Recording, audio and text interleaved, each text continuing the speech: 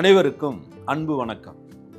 ஒரு தனி மனிதனுடைய சுய மதிப்பு, செல்ஃப் வர்த் அப்படின்னு சொல்றோம்.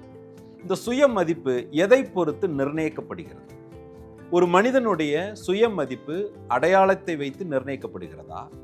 அவர் உடுத்துகின்ற ஆடையை பொறுத்து நிர்ணயிக்கப்படுகிறதா? அவர் இருக்கும் இடத்தை பொறுத்து நிர்ணயிக்கப்படுகிறதா? அப்படிங்கிற பல கேள்வி நமக்குள் எழுந்து கொண்டே இருக்கிறது. நாம் எதையாவது ஒன்றை அடைய முயற்சி பண்ணும் பொழுதோ, நாம் எதையாவது ஒன்றை நோக்கி பயணிக்கும் பொழுதோ, உண்மையிலே நான் இதுக்கு தகுதியானவனா இருக்கிறேனா? எனக்கு இதெல்லாம் கிடைக்குமா? நான் இதுக்கெல்லாம் ஆசைப்படலாமா? அப்படிங்கிற ஒரு யதார்த்தமான கேள்வி நம்ம எல்லாத்துக்குள்ளுமே எழுந்து கொண்டு தாங்க இருக்குது.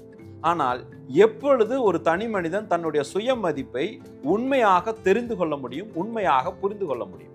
ஒரு 3 கேள்விக்கு நீங்க பதில் கொடுப்பதன் மூலமாக நம்மளுடைய சுய மதிப்பை நாம் தெரிந்து கொள்ள முடியும். முதல் கேள்வி, நம்மளுடைய காம்பிடன்சி லெவல் என்னவாக இருக்கிறது? என்னுடைய திறன்கள் என்னவாக இருக்கிறது? இந்த திறன்கள் என்னவாக இருக்கிறது என்பதை நாம் தெரிந்து வைத்திருக்கிறோமா? இந்த கேள்விக்கு நாம முதல்ல பதில் எடுத்துக்கலாம். இரண்டாவது, நமக்கு என்னதான் திறன்கள் இருந்தாலும் அதை எந்த அளவுக்கு நடைமுறைப்படுத்துறதுக்கு உண்டான கரேஜ் இருக்குது அப்படின்னு ஒன்று இருக்கு. அப்போ முதல் காம்பிடன்சி, ரெண்டாவது கரேஜ். அதை நான் முழுமையாக நடைமுறைப்படுத்துவதற்குண்டான ஒரு தைரியமான மனோபாவம் என்னிடம் இருக்கிறதா? இது இரண்டாவது கேள்வி. மூன்றாவது கேள்வி, எந்த அளவுக்கு நான் ரெடி ஃபார் சேஞ்ச், மாற்றத்திற்கு தயாராக இருக்கிறேன்?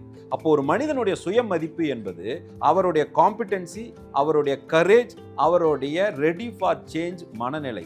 இது மூன்றும் தான் ஒரு மனிதனை சுய மதிப்பீடு செய்ய உதவுகிறது என்பதை நாம் புரிந்து கொள்ள வேண்டும். அப்போ ஒருவர் நிறம் எப்படி இருக்கிறார், உயரம் எப்படி இருக்கிறார், உடலோடு உடை எப்படி இருக்கிறது என்பதை பார்ப்பதை தவிர்த்து ஒரு மனிதனுடைய திறமையும் அவருக்கான தைரியமான மனோபாவமும் தொடர்ந்து மாற்றத்திற்கு தயாராக இருக்கக்கூடிய செயல்பாடுகளும் ஒருவருடைய சுய மதிப்பீட்டுக்கு உதவுகிறது என்பதுதான் யதார்த்தமான உண்மை.